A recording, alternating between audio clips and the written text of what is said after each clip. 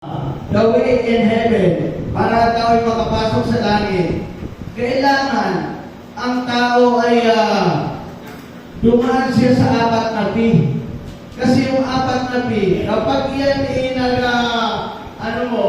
nagkaroon niya ng may na-misplace ka sa apat na P, yung apat na P yan ay sige po, pag-inan lang. Yan. Mahal ng Diyos ang tao at ayaw ng Diyos na may mapahamak.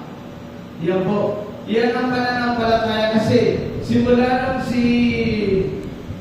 Noe ay napili ng Diyos dahil sa siya lumalakad sa kabanalan. Isabi ng Panginoon, isama mo rin ang iyong mga kamag-anak, ang iyong anak, ang iyong asawa, at saka asawa ng iyong mga anak palit dito. Yung pitong iyon, habag ng Diyos ang kanilang natutunguhan upang sila maligtas. Sa panahon natin ngayon, representative yun ng mga hindi na ang tao ay maligtas sa pamamagitan ng kanyang pananampalataya.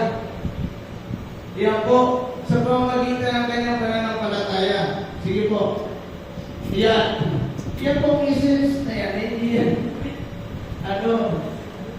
Yung sa gobyerno natin, sa government, yan po ay summary natin sa scripture kasi itong ating mensahe ay topical. Pag sinabi kasi topical, nagkakaroon dyan ng mga sinatawag na iba-ibang mga verses ng ating tutunin.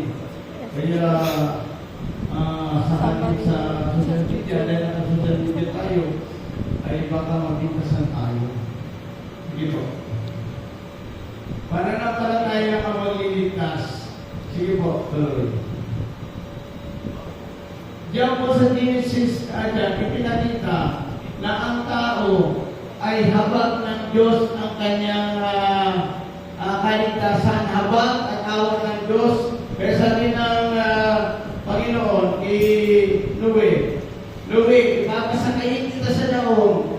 Isama mo rin itong mga kamag-anak mo. Isama mo rin ang iyong mga kamag-anak. Salamat talaga, good service, hindi yung talaga. Salamat si Eva. Yan, nung pumasok si Noe sa barko, isama mo rin. Yun yung ibig sabihin na binabanggit yan sa Genesis chapter 18. Inulit yan doon sa Roma chapter 3 verse 21 to 23. Habag ng Diyos ang magbibigay sa atin ng kaligtasan sa pamamagitan ng pananampalataya sa Diyos. Yung pananampalataya niyo sa Diyos ay mayroon niyan naman ng apat na P. Saan yung makuha ninyo? Kumuha wala ng Biblia cellphone. Sige po. Pananampalataya ang maliligtasin mo. Sige. Yan. Kaya pananampalataya, una dyan, yung pagsisisi sa kasalanan. Ano ang pagsisisihan mo sa kasalanan? Ang pagsisisihan mo sa kasalanan, yung pagkahiwalay ng tao sa kanang Diyos. Dahil sa kasalanan kasi, nung magkasala si Eva at si Adan, nagmana tayo ng kasalanan.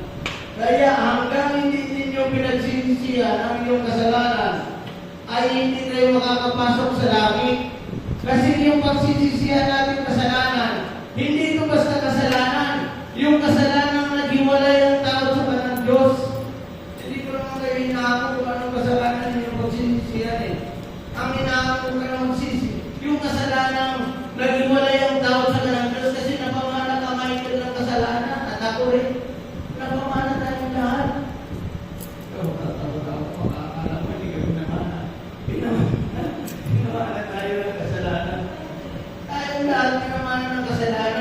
Naghiwalay ang tao sa kanang Diyos. Kaya, unang requirement ng Diyos para mga tao makapasok sa langit, magsisi sa kasalanan. Pag hindi ka nagsisi, doon ka sa naglalagab na ako. Gusto mo doon? Sino gusto sa naglalagab na ako? Okay. Ayaw mo. Pag magsisisi ka, una, apat na piya. Magsisi ka, pagsisihan mo, na yung naputol mong relasyon sa Diyos. Sino ang awit-awit tayo dito eh. Wala naman pala tayong relasyon sa Diyos. Hindi naman nagsisi ng kasalanan. At pangalawa, yung pagtalingkod sa kasalanan, pangalawang P. Sige po.